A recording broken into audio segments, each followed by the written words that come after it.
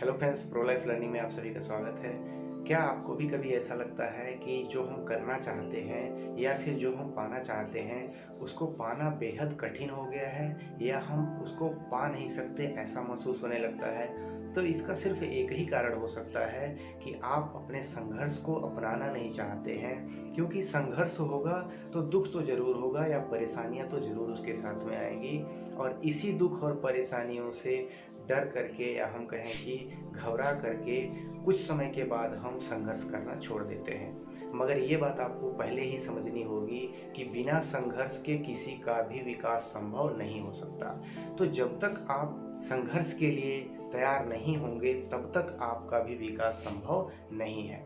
और ये बात हमें प्रकृति से बेहतर और कोई नहीं सिखा सकता, क्योंकि आपने देखा होगा कि एक बीज से एक पेड़ बनने में या पौधा बनने में उसे कितना संघर्ष करना पड़ता है। एक बीज को जब मिट्टी में दबाया जाता है तो उसे कितना संघर्ष करके अंकुरण के रूप में बाहर निकलना पड़ता है, और जब अंकुरण हो जाता है उसे भी कितना संघर्ष करके मिट्टी को तोड़ करके बाहर निकलना पड़ता है। और उसका ये संघर्ष यहीं पर समाप्त नहीं हो जाता है, उसे कितने ही मौसम, धूप, बारिश, हवा, इन चीज़ों को झेल करके या हम कहें इन चीज़ों से लड़ते हुए अपने संघर्ष को जारी रखना पड़ता है। तब वो जाकर के कहीं एक दिन पौधा या पेड़ के रूप में बन पाता है। और क्या उसका संघर्ष यहीं पर ख़त्म हो जाता है? नहीं। उसका जब तक विकास होना है या उसको जब तक विकसित होना है तब तक संघर्ष होता ही रहेगा या उसे संघर्ष करना ही पड़ेगा, क्योंकि विकास और संघर्ष दोनों एक साथ होते हैं। अगर संघर्ष होता है तो विकास होता है, अगर संघर्ष नहीं है तो विकास भी संभव नहीं है।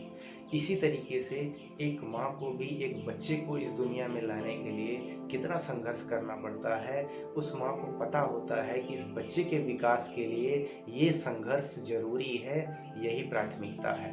और इस संघर्ष से कितना दुख आएगा उस माँ को पता होता है, फिर भी वो करती है, क्योंकि उसे ये अंदाजा होता है कि विकसित करना या फिर विकसित होने के लिए दुख और संघर्ष प्राथमिकता है, यानी ये तो आवश्यक ही है।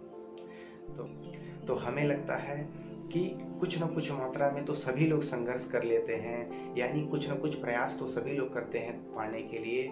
मगर जब उस संघर्ष के बाद कुछ दुख या परेशानियां जब आनी शुरू हो जाती हैं तो इनमें से ज़्यादातर लोग उससे घबरा करके अपने कदम पीछे कर लेते हैं, यानी संघर्ष नहीं करना चाहते हैं और पीछे हो जाते हैं। और ज़्यादातर लोग ऐसे ही होते हैं, और यही रीज़न है कि इनके पास क्षमता ज़्यादा होती है, बुद्धि भी कहीं न कहीं ज़्यादा होती है, फिर भी कम क्षमता वाले मगर संघर्षशील व्यक्ति से ये लोग पीछे रह जाते हैं। तो हमें भी अपने संघर्ष से और उससे आने वाली दुख या परेशानियों को छोड़ना नहीं चाहिए, उनको अपनाना चाहिए और उनसे लड़ना चाहिए। जिस तरीके से एक नदी के किनारे पेड़ लगा हुआ आपने देखा होगा, उस पेड़ की जड़ को नदी का पानी बार बार हिलोरे करके काटता रहता है या हम कहें कि उसको क्षति पहुंचाता रहता है, मगर क्या आपने कभी देखा है कि वो पेड़ गिर जाता है? ऐसा कभी नहीं होता है। उसका रीजन क्या है कि जितना ही पानी उसकी जड़ों को कुरेदता रहता है उतना ही पेड़ अपनी जड़ों को अंदर धंसाता रहता है, या हम कहें कि दूर दूर तक फैलाने की कोशिश करता है, ताकि वे अपने अस्तित्व को बचा पाएं, यानी अपने संघर्ष को जारी रख पाएं। तो इसी तरीके से हमें भी जो परेशानियां या हम कहें दुख आता है संघर्ष के दौरान, उन्हें भी अपनाना चाहिए और अपने संघर्ष को जारी रखना चाहिए, क्योंकि जितने भी लोग महान हुए हैं, सफल हुए हैं, सभी ने ये किया है कि उन्होंने अपने संघर्ष और उससे आने वाली परेशानियों और दुखों को झेला है और उनका डट करके सामना किया है, उसके रास्ते निकाले हैं कि किस तरीके से इसे कम किया जाए।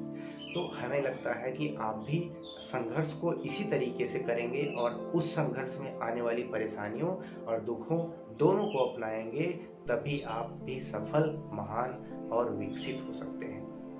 तो कैसी लगी ये प्रेरणा आपको?